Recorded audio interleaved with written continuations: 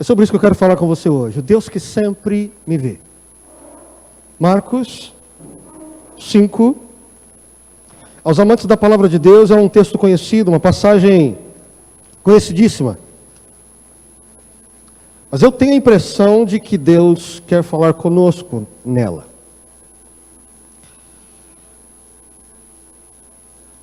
Amém?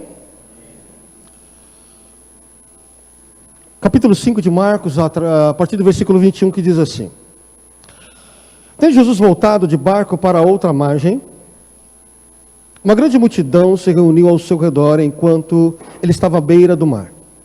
Então chegou ali um dos dirigentes da sinagoga, chamado Jairo. Vendo Jesus, prostrou-se aos seus pés e lhe implorou insistentemente: Minha filhinha está morrendo. Vem, por favor, e impõe as mãos sobre ela, para que seja curada e que viva. Jesus foi com ele. Uma grande multidão seguia e o comprimia. Estava ali certa mulher que havia 12 anos vinha sofrendo de hemorragia.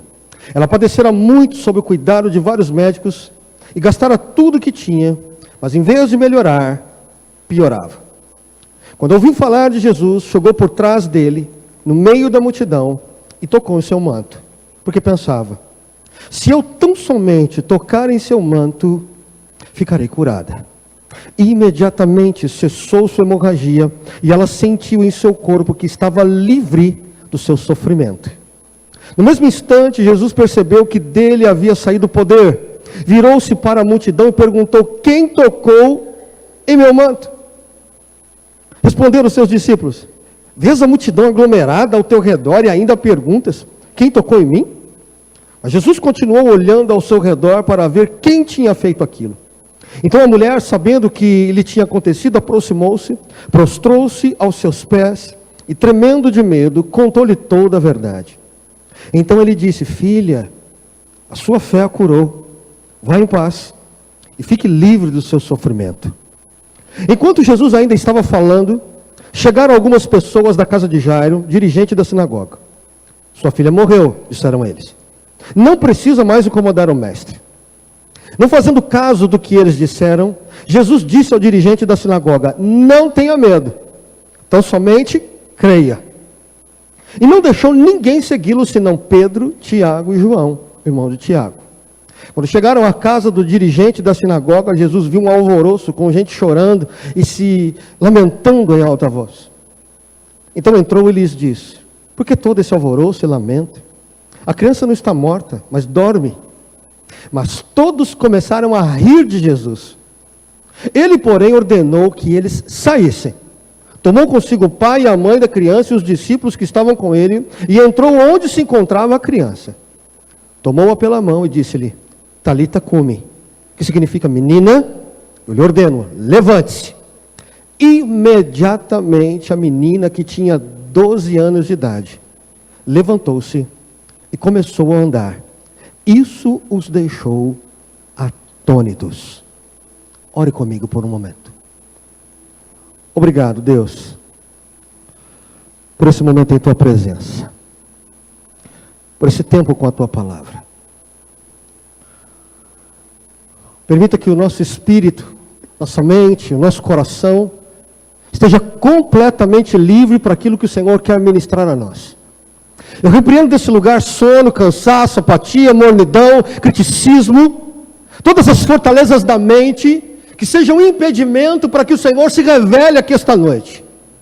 No nome santo de Jesus eu declaro que cada vida aqui se torne literalmente terreno fértil para a semente da tua palavra e que ela possa frutificar conforme os teus propósitos. No nome santo de Jesus, tudo seja para a tua glória.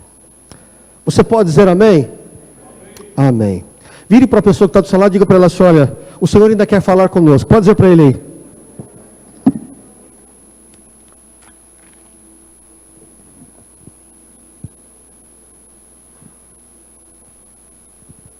Como eu disse, apesar de conhecido o texto, ele nos desafia. É um momento dinâmico nessa passagem, porque estamos falando de um homem que se aproxima de Jesus, pedindo desesperadamente pela cura da sua filha, ele acredita. Esse homem, ele é um homem religioso, ele cuida da sinagoga da sua época, a igreja daquele tempo. Mas ele vê em Jesus, talvez a realidade da cura da sua filha, e ele se aproxima de Jesus e diz: Senhor Jesus, vá até minha casa, põe as mãos na minha filha para curá-la. E Jesus começa a ir com ele. E enquanto Jesus está a caminho da casa desse homem chamado Jairo, diz a Bíblia que tem uma mulher que o acompanha em meio à multidão, porém com muita determinação toca Jesus de uma maneira completamente diferente. É diferente. Jesus vira-se para a multidão e pergunta: alguém? Quem foi? Alguém me tocou. Então alguns discípulos viram para Jesus e falaram: Senhor, tem muita gente apertando, não dá para... Essa é uma pergunta que não tem muito cabimento. E Jesus vira para eles e fala assim: olha aqui, de mim saiu o poder. Alguém me tocou diferente. E quando Jesus diz isso, essa mulher se aproxima de Jesus e ao mesmo tempo ela fala toda a verdade. Fui eu que toquei a ti, sem que o Senhor percebesse. E Jesus, sem mais, sem menos, vira para ela e diz assim: minha querida, a tua fé te curou, vai em paz, seja livre desse seu sofrimento. Em seguida, essa mulher levanta certamente curada, e ele continua o caminho até chegar na casa de Jairo. E lá na casa de Jairo, a multidão continua acompanhando, mas aí Jesus fala assim: ó, só alguns vão comigo. Porque já chega a notícia para Jesus que a menina já morreu. E a multidão diz assim: ó, já não precisa mais o Senhor Jesus ir lá. Porque já morreu, não tem mais o que fazer. E Jesus vira para alguns que estão no seu entorno, pai, mãe e alguns discípulos, e diz assim: não preste atenção no que eles estão falando. Vem comigo. Quando Jesus chega na casa, a menina literalmente está morta. Porém, Jesus diz o seguinte: ela não está morta, ela dorme. E parte da multidão dá risada de Jesus. E aí Jesus tira o restante da multidão de dentro da casa e fala assim: eu quero só o pai, mãe e os meus discípulos aqui. E numa frase Jesus diz: Talita cumi. Pega na mão da menina e ela vive. Esse é o contexto do qual nós estamos caminhando aqui. Está aqui ainda? É. Nós estamos lidando com 3 perfis aqui, que andam com Cristo, estão com o Senhor Jesus nessa palavra. Aqueles que insistem em tocá-lo, aqueles que pedem para ser tocados, e aqueles que não acreditam muito nesse negócio de tocar. E a gente precisa entender que o ser humano, ele precisa do toque, né? O ser humano depende de toque. Você sabe que bicho, animal, ele vive sem toque. Mas ser humano não. Ser humano não vive sem um abraço, sem um envolver-se, sem um toque de mão, sem um beijo, sem uma carícia. O ser humano, ele depende disso. Isso já é comprovado. O ser humano, ele tem necessidade, isso é vital para ele. Bebês que não são envolvidos, acariciados, que não são tocados de alguma maneira, sempre têm problemas seríssimos na construção do seu emocional. São pessoas doentes, se tornam facilmente pessoas doentes mentais posteriormente. Portanto, precisamos deixar claro aqui, que o toque é uma necessidade humana. Eu pergunto então, seria o caso das pessoas falharem em nos tocar? As pessoas falham quando nos tocam? Ou desejamos um toque demasiado? E quando as pessoas falham conosco ao nos tocar? O que fazer quando nós confiamos demais no toque das pessoas sobre a nossa vida e nós não temos essa correspondência? E quando elas falham conosco? Cada um desses 3 perfis pode indicar um pouquinho de nós aqui esta noite. Ele pode falar de quem somos, como estamos. Então eu quero que você tenha o máximo de cuidado e atenção, porque Deus quer falar conosco hoje, amém? Em primeiro lugar, a história faz menção de uma mulher doente, com uma hemorragia. Naquela época, para nós entendermos um pouquinho o contexto, uma mulher no período menstrual já era considerada suja. Só para a gente entender melhor. Então imagine alguém que não tem esse fluxo estancado. Todo o tempo a dificuldade de ter de limpar-se, e ao mesmo tempo não se deixar perceber com a enfermidade. esforçar-se para não parecer menstruada em todo o tempo. Vamos imaginar então aqui um pouco do perfil dessa mulher, os reflexos dessa doença na vida dela. A debilitação dessa mulher, porque ela poderia, ao que tudo indica, muito doente, estaria fraca, talvez anêmica, e quem sabe até leucêmica. O gasto financeiro que essa mulher tinha com o remédio, como diz a Bíblia, teve muitos gastos. Cansaço ao lidar com essa doença por 12 anos. Imagine a vida discriminatória, lutando para poder estar entre as pessoas, mesmo estando doente. Imagine você a sensação de estar só, mesmo tendo a ajuda de algumas pessoas. Imagine você, as pessoas ajudando essa mulher há 12 anos, e as pessoas, na verdade, fazendo só por caridade, sem acreditar muito, só por obrigação. Imagine se passar na cabeça dessa mulher a questão de morte. Eu fiquei me perguntando até que ponto essa mulher queria cura.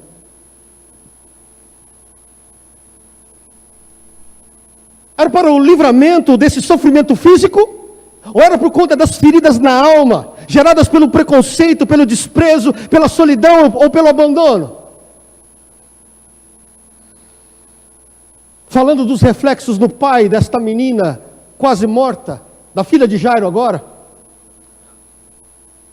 Eu acredito que poucas coisas nos comovem, de maneira geral, profundamente, do que o sofrimento de uma criança. Imagine você, o sofrimento interior sofrido pelos pais, com a intenção de não ficar demonstrando isso à filha. Imagine você a busca frenética por cura para essa criança. Imaginemos aqui a quantidade de pessoas ajudando aquele homem por causa da filha. Imaginemos aqui esse pai desesperado por saber da iminente morte da filha, caso nada acontecesse.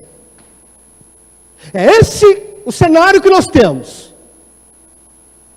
Então eu começo perguntando, conhece a dor quem a sofre? Está aqui ainda? Em primeiro lugar, essas duas pessoas, por mais que as circunstâncias se assemelhem, em alguns aspectos e outros não, uma coisa é certa. O sofrimento aquele é uma realidade. É inegável que o sofrimento ele é claro e intenso de ambas as partes. Tanto na mulher, com esse problema de fluxo de sangue, quanto nesse pai e essa mãe juntamente com a sua filha. Algumas vezes eu ouço pessoas olhando para o sofrimento de outras, e elas dizem assim, olha, mas como é que pode alguém sofrer por isso? Isso aí não é motivo de sofrimento. Eu vejo algumas pessoas dizerem assim, olha, meu Deus, tanta coisa pelo que sofrer de fato. Sofrer por isso? É fácil falar quando nós não estamos no meio da dor. É muito fácil. É fácil a gente ficar dando receita de solução quando a gente não tá na pele da pessoa. É fácil a gente olhar para o outro e dizer que ele é mole, e dizer que ele está fazendo manha, que ele está chorando por pouca coisa. É verdade que a gente não pode negar que há pessoas que choram e sofrem desnecessariamente. Mas isso não nos dá o direito de atropelar essas pessoas nos seus sentimentos. A gente precisa tomar cuidado, porque a gente não está no lugar dela. A gente não sabe qual foi a história. A gente não sabe qual é a profundidade dessa dor. A gente não sabe. E ainda que essa pessoa, ao olhar para ela, você diga assim, essa pessoa precisa ser confrontada com a verdade? Lógico, não tenha dúvida. Mas ainda que isso tenha que acontecer, escute, a gente precisa fazer isso com sensibilidade. Quem é que ainda não sofreu profundamente?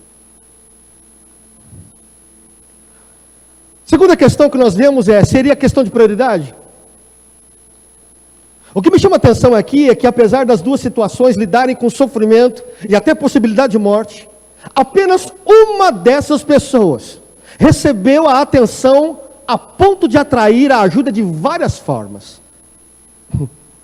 Há um contraste aqui entre a mulher enferma e a criança, junto aos pais.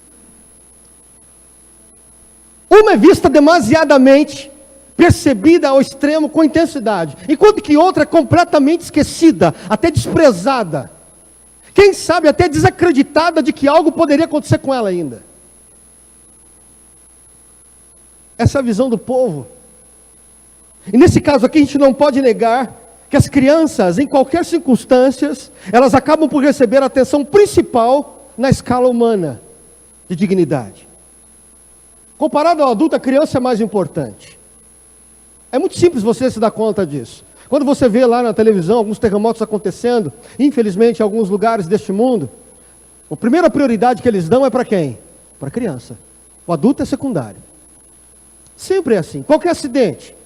É assim que se estabelece a convenção. Eu fiquei imaginando a quantidade de pessoas ajudando aquele pai em relação à sua filha.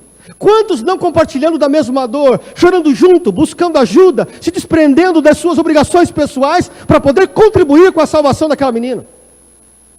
Por outro lado, uma pessoa também sofrendo, mas alguém a qual ninguém olhava, pelo contrário, marginalizava, discriminada, religiosamente suja por conta da sua cultura.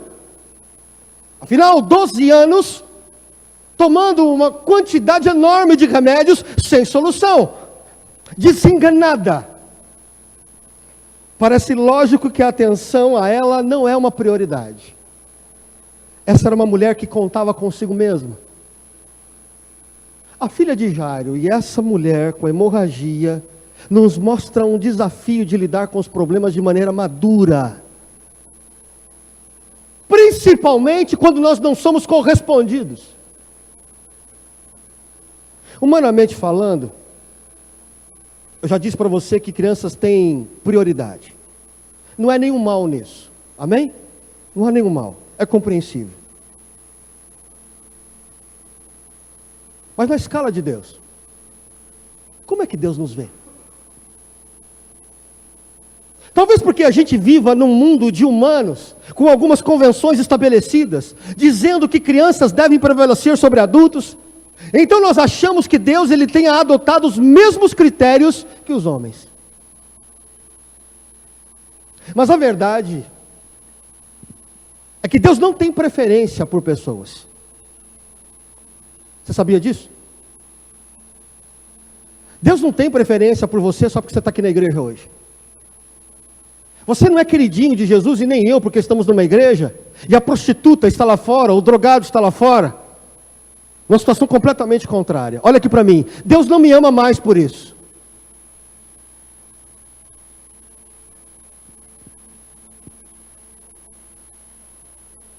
Enganamos-nos quando achamos que por sermos cristãos, Deus nos ama mais que o incrédulo.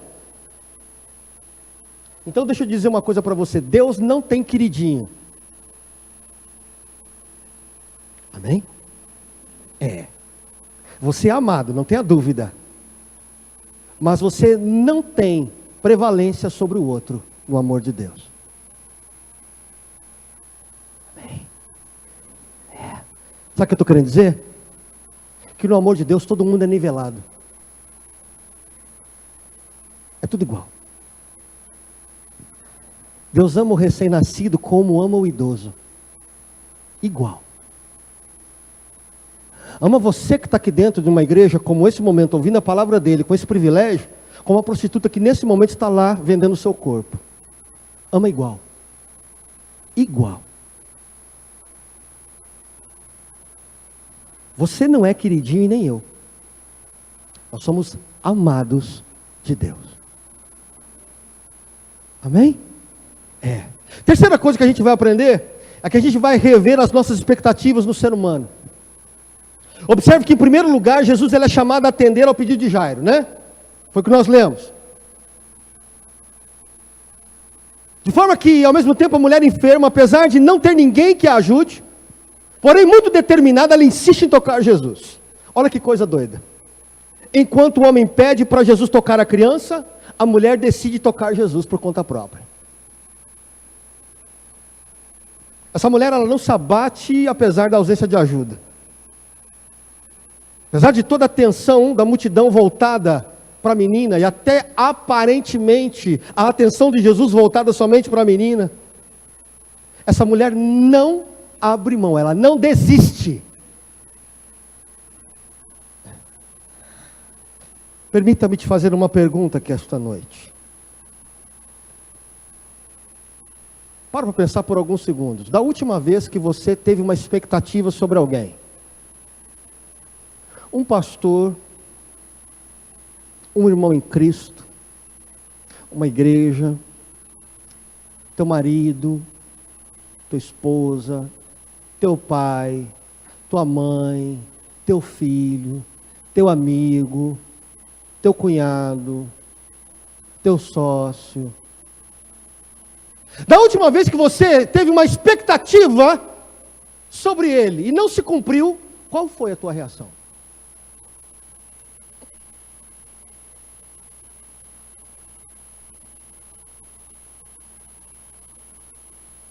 Na maioria das vezes, a primeira reação que nós temos é raiva. Estou falando besteira aqui, será ou não? Porque a gente tinha uma expectativa de que essa pessoa reagisse minimamente dentro daquilo que eu esperava.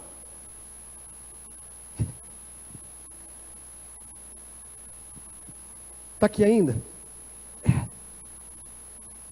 Porque quando as pessoas não correspondem ao que nós esperamos, a gente começa a culpá-las. A gente acredita piamente que o problema é ela. Foi ela que não correspondeu. Não seria o caso de haver uma expectativa demasiada em nós, em relação às pessoas, para que elas nos correspondam? Mas é aqui que a gente precisa de maturidade. Deixa eu te dizer uma coisa, as pessoas não têm culpa de não conseguirem corresponder ao que eu penso, ao que eu sou, ao que eu espero. Você sabia disso? Não, pastor, não. Por um motivo simples. Ela não sou eu. Ela não pensa como eu. Ela não age como eu.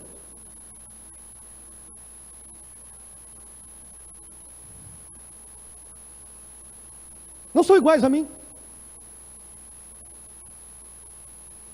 Esperar e confiar plenamente pelo toque, pela resposta das pessoas, quando mais preciso, escuta o que eu vou te dizer, pode ser frustrante.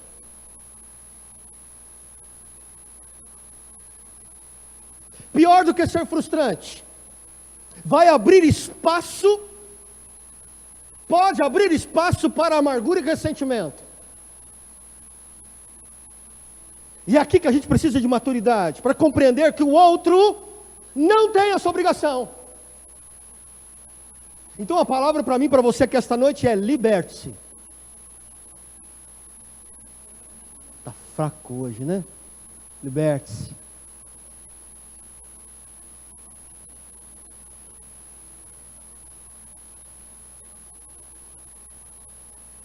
Eu preciso te adiantar. Prepare-se, porque as pessoas com as quais você cria muita expectativa vão falhar com você.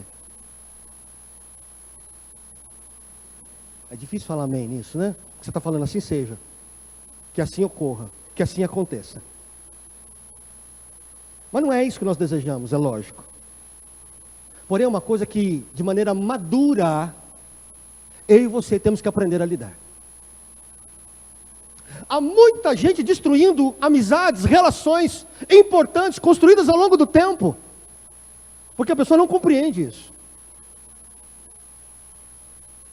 Ela acredita piamente que para essa relação dar certo, aquela tem que corresponder ao que eu, na verdade, estabeleço. Não ande por esse caminho. Você vai andar sozinho. Pessoas falham. Está aqui ainda ou não? Você está aqui ainda, igreja? Olha para o lado aí. Se for o marido, é melhor ainda. A esposa é melhor ainda. Está aí do lado ou não? Olha para ele e fala assim, ó. Lamento, mas poderei falhar com você. O que está acontecendo aqui hoje, irmãos? Pode dizer para ele assim, ó, lamento. Está ruim, né? Fala para ele assim, ó, lamento. Mas eu vou falhar com você de vez em quando. Pastor, você está confessando isso. Não estou confessando nada, querido. Estou trazendo uma realidade para você.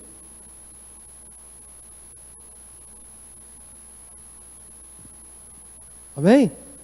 Houve um tempo do meu casamento que eu achei que a Tita ela era uma mulher gelo. Eu falo assim, gente, que mulher fria. Essa mulher não é amorosa, essa mulher não toca a minha vida. Não me abraça, não me beija, não me fala, não me canta amores. E depois de um tempo eu descobri algo, que era eu, o poço de carência.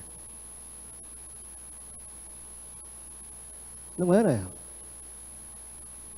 Era eu. Está aqui ainda? Cuidado. O Senhor está falando aqui esta noite, amém? Quarta coisa importante, reações de maturidade. É o que Deus espera de nós. O que mais me encanta é que por mais que todas as atenções estivessem voltadas à criança e ao pai, o Jairo, e aparentemente até Jesus parecia estar tão voltado àquela criança, isso não fez com que aquela mulher enferma se afetasse, se permitisse ser envolvida com qualquer tipo de ressentimento. Nada tirou o foco dela. Primeira coisa que nós aprendemos com ela.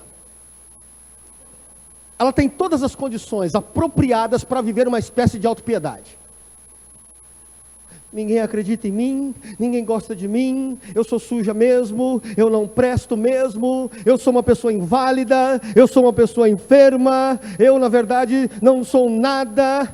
Não é assim que a gente fala muitas vezes em relação às pessoas que nós amamos, estão no nosso entorno? A gente joga com a autopiedade com elas.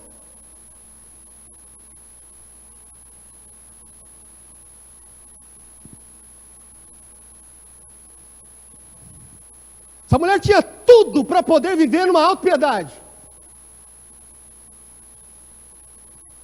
Muito embora não sendo lembrada, olhada, percebida, ela reagiu. É como se ela dissesse assim, ó, se ele não vem a mim, se ele não olha para mim, eu vou a ele. O que a gente aprende com essa mulher, escuta aqui, olha aqui para mim, igreja, por favor. O que a gente aprende com essa mulher é que a sua determinação sobre o que ela quer é maior do que a autopiedade. Olha para mim ainda, por favor, põe o seu olho em mim aqui. Porque a autopiedade é uma coisa que Deus não suporta.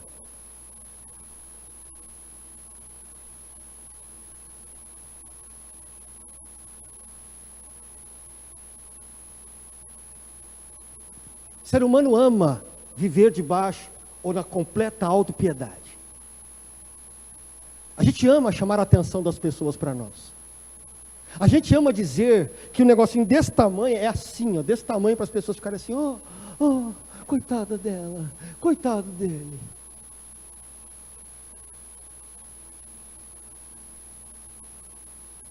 Essa mulher tinha tudo para fazer isso. Olha para mim, não fez. Nos dias de hoje estamos precisando desesperadamente desse tipo de determinação. Quando eu espero por demais o toque das pessoas e elas não me correspondem, deixa eu dizer uma coisa para você, olha aqui para mim, o mundo não acabou não, viu?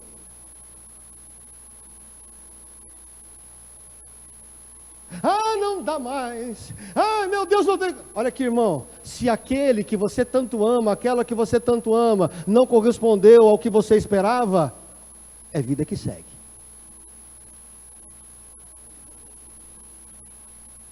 Amém. Amém. É vida que segue.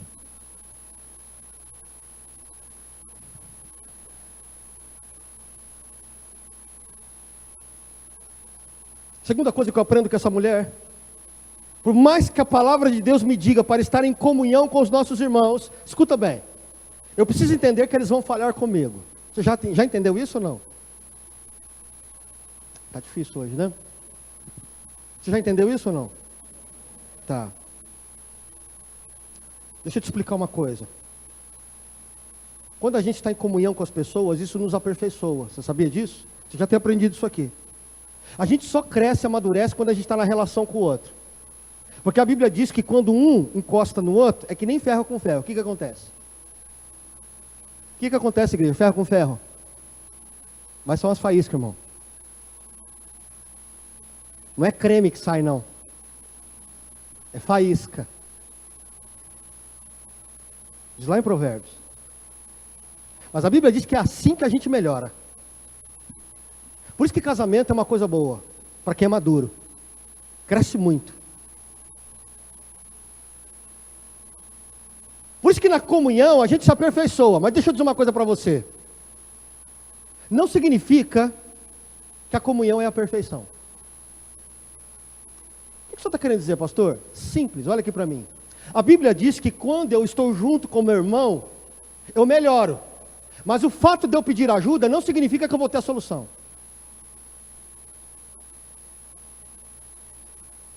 Há muita gente que vem para a igreja e fala assim, meu Deus, essa igreja vai me ajudar, esse irmão vai me ajudar, essa pessoa vai me ajudar, aquele chefe vai me ajudar, aquele cunhado vai me ajudar, aquele só vai me ajudar, e a gente acha que vai ajudar. É verdade, existe muita ajuda, mas tem muita gente que fala em ajuda, mas está pensando em solução.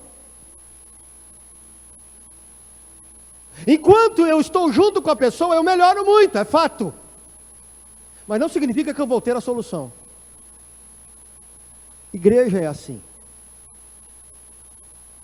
Eu vejo muita gente chegando aqui na igreja falando assim, nossa, mas que igreja maravilhosa. Quanta comunhão nessa igreja. Falei, entra para dentro, vem fazer parte da nossa vida.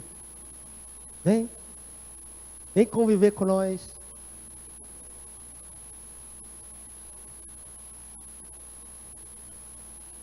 Você está aqui ainda? Comunhão ajuda, mas não soluciona.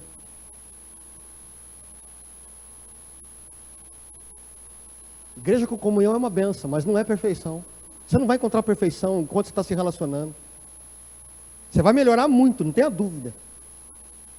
Mas você não vai ficar perfeito. Eu acredito piamente que as falhas das pessoas têm um propósito divino na nossa vida. Você está me ouvindo ou não? Algo simples. Aprimore-se enquanto você está na comunhão, mas a solução sempre vai estar em Jesus. Dependa sempre dEle. Dele. Está aqui ainda? Você está aqui esta noite para aprender a decidir por Jesus, e não por homens, não por mulheres, não por pessoas. Amém? Amém mesmo? Que bom. A fé versus o óbvio.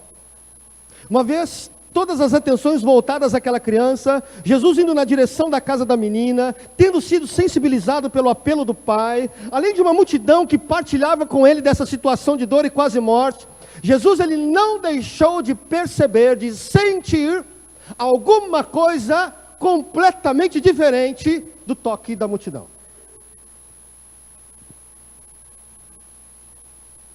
O toque daquela mulher deixou de ser um toque do meio de todos. A pergunta de Jesus soa cômica, né? Ela soa assim, hilária, aos olhos humanos, aos ouvidos humanos. Ele diz assim, olha, alguém me tocou. Os discípulos falam assim, Jesus, querido, dá uma olhada no seu entorno. Quanta gente está te tocando, Jesus? Como assim, quem me tocou?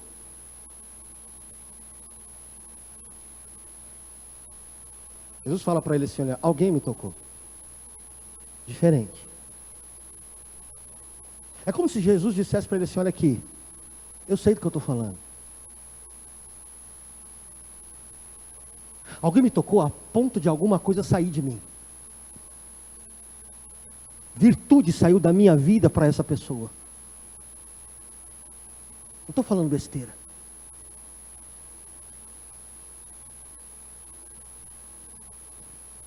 Está aqui ainda? O que a gente aprende com isso? Primeiro, que nós não somos anônimos para Deus. Você sabia disso? Nenhum de nós passa despercebido aos olhos de Deus. Nenhum. Você pode partilhar de uma multidão, você pode estar com muitas pessoas, você pode ser confundido no meio de muitos, mas nem por isso Você, eu, nós passamos despercebido aos olhos de Deus. A Bíblia diz que Ele me trata, Ele te trata de maneira individual. Deus não brinca com a minha vida, meu querido, e nem com a sua. Está aqui ainda? É. Segunda coisa que a gente aprende nessa questão de fé, não foi um toque por toque daquela mulher. A multidão tocava, comprimia Jesus, mas nada que chamasse a sua atenção. Era uma mulher desprezada, desacreditada, desprovida de ajuda, e que não era prioridade de ninguém naquele momento. Ela tornou-se a única a provocar algo diferente em Jesus. Eu te pergunto, que tipo de toque foi esse? E você vai me responder com prontidão. Pastor, foi um toque de fé. Fato, real, é isso mesmo. Mas que tipo de fé? Eu não consigo entender uma fé comum aqui.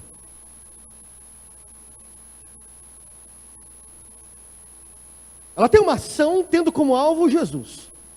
Uma fé que não é barrada pelos sentimentos, nem desestimulada pela descrença dos outros, não deu espaço para o desespero, ela não cobrou ninguém, apenas seguiu em fé.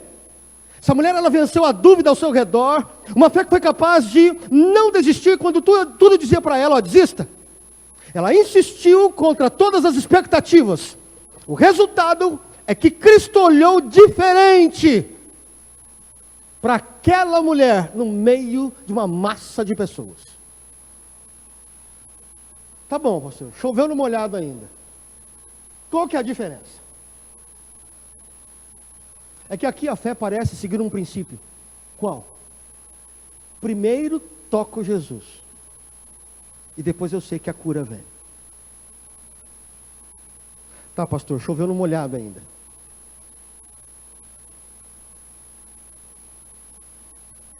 Quando eu falo que aqui segue um princípio, de que primeiro toca Jesus e depois tem a cura, escuta o que eu vou te dizer.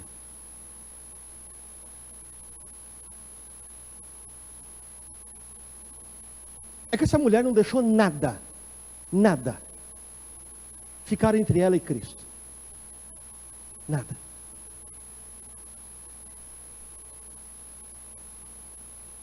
E aí eu te pergunto aqui esta noite. Eu não tenho nenhuma dúvida que aqui há pessoas que estão precisando desesperadamente de respostas de Deus, de solução, de uma bênção, de alguma coisa nesse sentido. Para alguma área da sua vida.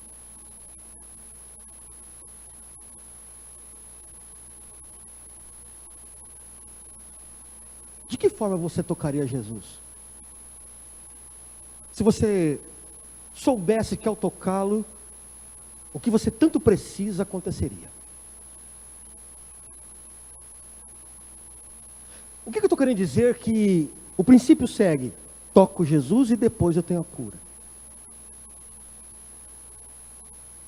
Você há de convir comigo?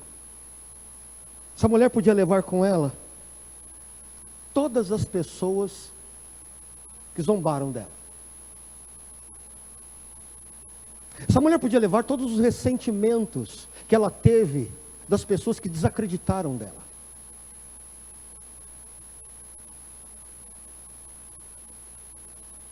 Essa mulher podia levar todo o trauma que ela tinha, de todo esse tempo suja perante as pessoas, até Jesus. Essa mulher podia levar todo o sentimento de abandono, de desprezo, de falta de ajuda, de falta de amor, de falta de toque. Ela podia levar tudo isso com ela. Mas tudo indica que essa mulher fez assim, não. Eu quero Jesus. Primeiro, quero tocar Ele. Porque depois eu sei que alguma coisa vai acontecer. Você está aqui ainda? É. Eu fico imaginando quantos de nós precisando de uma resposta de Deus para a nossa vida. E a gente sempre deve ir lá para o Senhor e falar assim, Senhor, por favor, Olha para a minha situação, olha para a minha dificuldade, olha aqui para a minha enfermidade, para a minha situação financeira, para a situação do meu casamento, olha para a minha situação de família, e você pode falar o que você falar, porque a pergunta que eu faço para você é o seguinte: quando você dobra o teu joelho e fala com Deus, fala, Senhor, pelo menos toca na minha situação, ou deixa eu te tocar, o que está junto aí?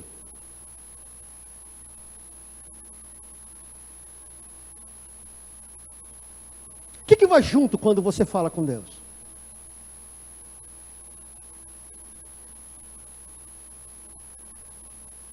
Quantas pessoas que você não liberou perdão vão junto nessa oração? Quantas pessoas a qual você tem asco vão com você nessa oração?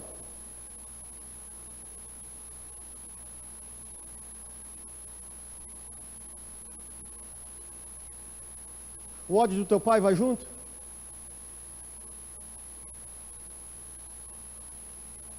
A raiva do teu filho vai junto?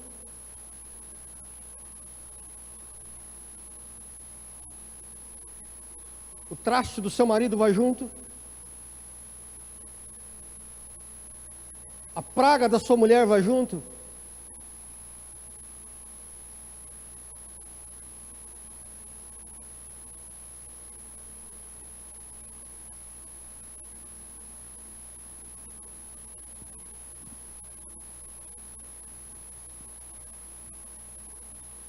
A Bíblia é muito clara. Por isso que eu falo que essa menina tem fé. Porque tudo isso ela podia levar junto. Mas ela não levou.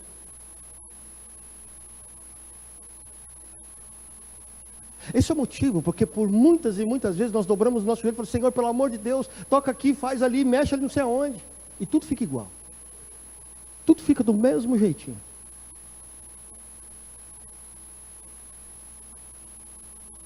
Por quê? Não foi o que Jesus nos ensinou? Está aqui ainda ou não? Igreja, você está aqui? Amém. Toda vez que você for ao Senhor apresentar alguma coisa, falar alguma coisa com Ele, qualquer coisa que você for na presença dEle, o que Ele falou para você? E para mim lá na palavra, o que Ele falou? Toda vez que você for apresentar a sua oferta, se você tiver alguém que tem alguma coisa contra você, vá lá e o que, igreja? Certa a sua vida. Depois você vem e entrega o que você quer entregar e falar comigo, enfim.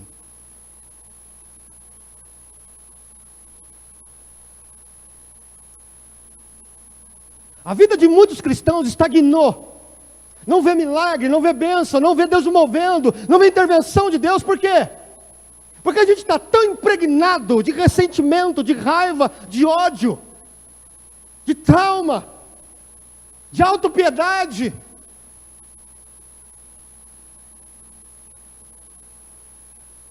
A gente acredita que quando a gente vai a Deus com tudo isso, Ele vai responder a gente do mesmo jeito. Não vai, querido.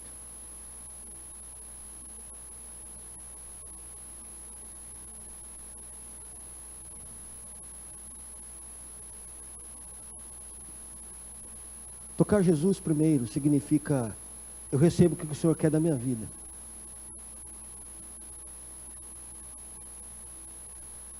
Eu entendo o que o Senhor está querendo de mim.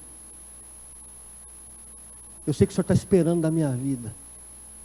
Eu sei quais são as mudanças que o Senhor tem como expectativa.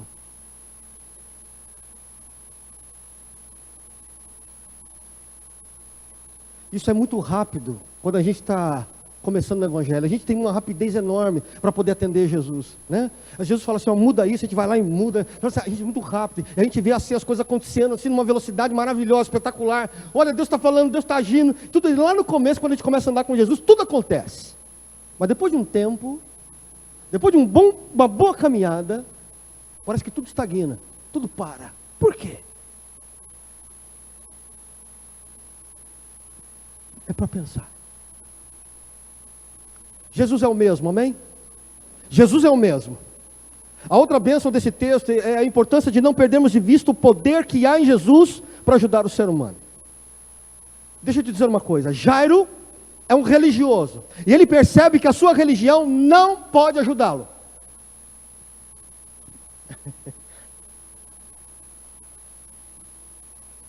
Você tem dúvidas de quem é Jesus ainda?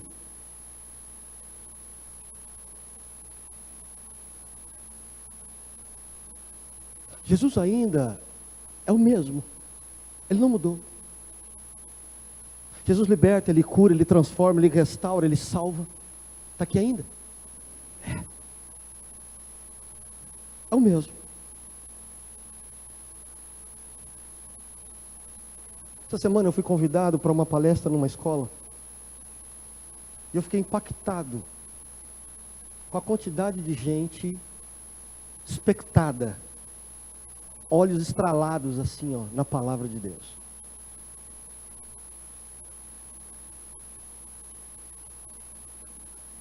Olhando para aquelas pessoas, eu pude ver e sentir fome.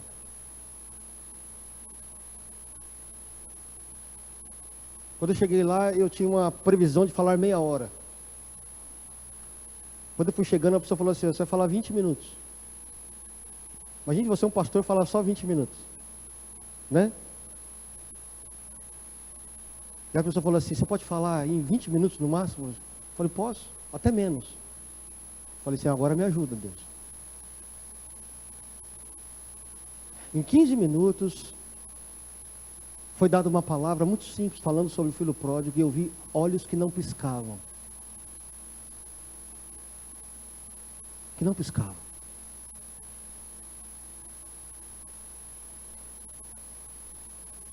Falei: meu Deus, será que a gente está muito tempo dentro de uma igreja?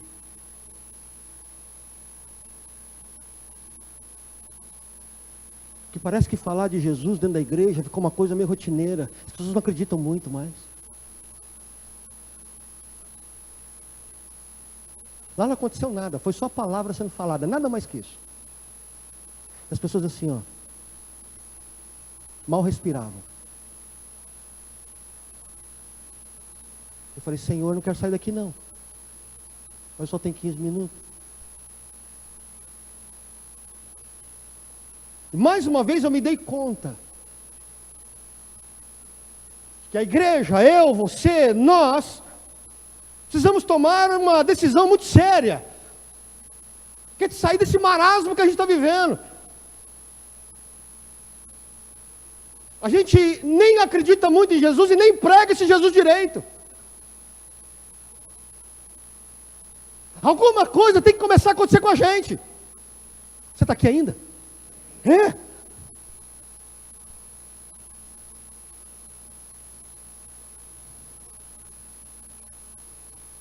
Por que eu estou falando isso? Eu quero terminar falando para você a respeito de um terceiro perfil tenebroso, da qual muitos de nós estamos entrando, sem perceber, talvez. O terceiro perfil é o da multidão.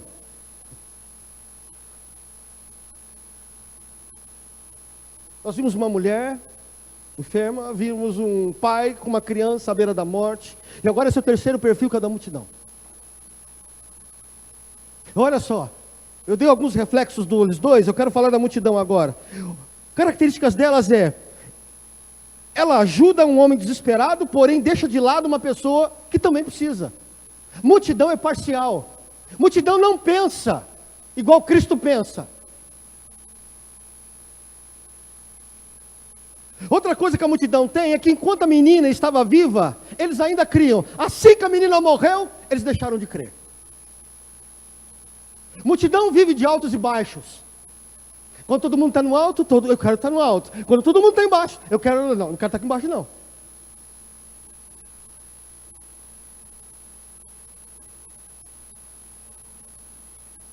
Multidão, e aqui no momento em que Jesus dizia que a menina dormia, olha para mim, a multidão debochou dele, riu na cara dele. Sabe por quê? Porque a multidão não crê. A multidão segue moda. Segue o momento. O grande problema é que muitos de nós estamos começando a gostar dessa ideia de fazer parte de uma massa. A gente anda gostando dessa ideia de fazer parte de uma igreja, mas a gente acredita que a igreja é um monte de gente assim, ó, tudo igualzinho. Você está aqui ainda? Estou acabando. Fique tranquilo, eu estou acabando. Deus não te chamou para ser massa. Deus não te chamou para fazer parte de multidão.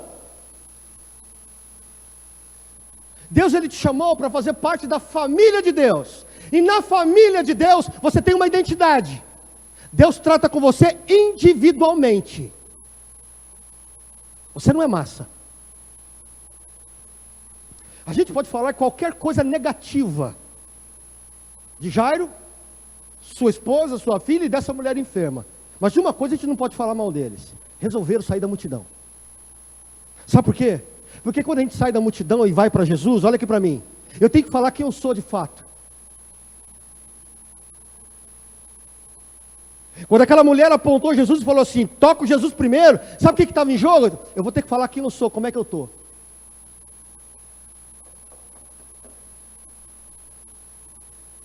Sou uma mulher suja, estou enferma, estou 12 anos sangrando, eu sou uma mulher desprezada, eu estou gastando todos os meus recursos. Aquele pai, chamado Jairo, um religioso que cuidava de um templo, de uma igreja da sua época, não acreditava mais no que estava fazendo. Vejam só, cuidando de uma igreja, porém não acreditava mais no que tinha lá dentro. Foi para Jesus. É como se ele dissesse assim, Senhor, eu não acredito mais no que eu acredito. Religião.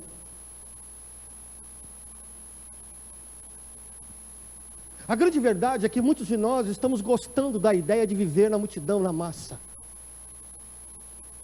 Sabe por quê? A gente não precisa de identidade. Eu não quero ser percebido, deixa eu ficar aqui no meu cantinho. Essa é uma fala que eu ouço de muitas pessoas, muitos filhos de Deus. Deixa eu ficar aqui, pastor, olha, fica aqui no meu cantinho, aqui, deixa eu ficar aqui.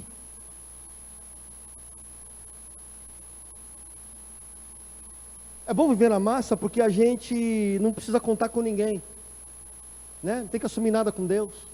É bom viver na massa porque eu não tenho que ficar assumindo a minha vida, a gente vai conforme a multidão vai. Eu vivo na massa porque é uma vida que ela não prima por valores. Massa não prima por valores. O que muda a massa? O que move? O que dirige a massa? Moda. Tem gente vivendo na massa porque é cega espiritualmente. Porque massa é cega.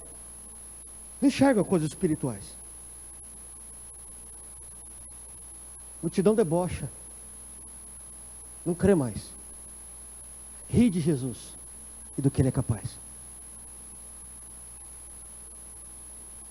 O que está acontecendo com você aqui esta noite?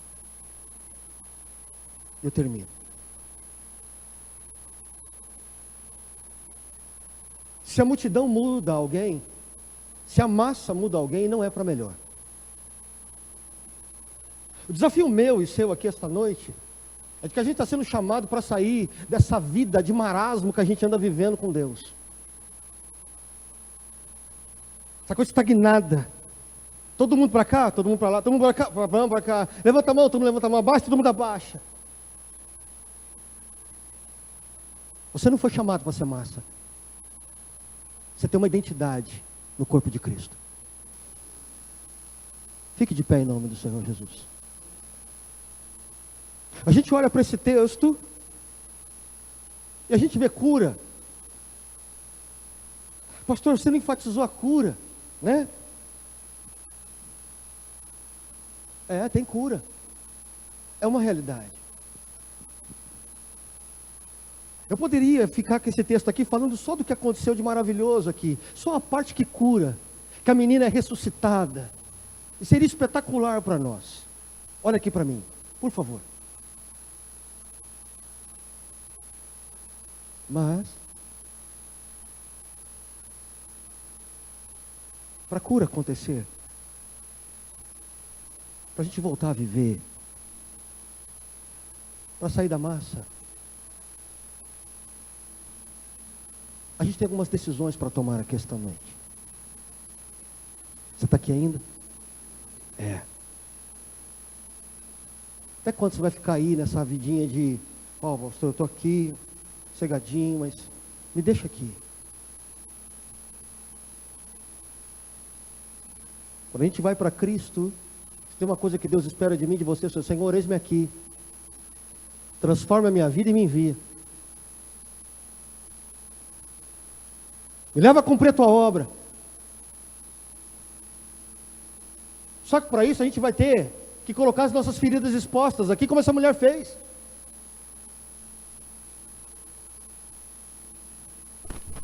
A gente vai ter que fazer que nem Jairo fez. Sim, Deus, sou um religioso. Sim, Deus, estou ferido. A igreja precisa desesperadamente correr para Jesus. Jesus. Para onde você está correndo?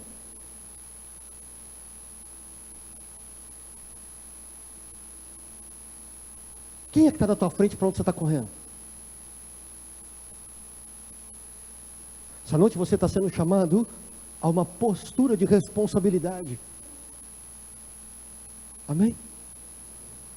Curva a sua cabeça por um instante. Fale com Deus no teu lugar.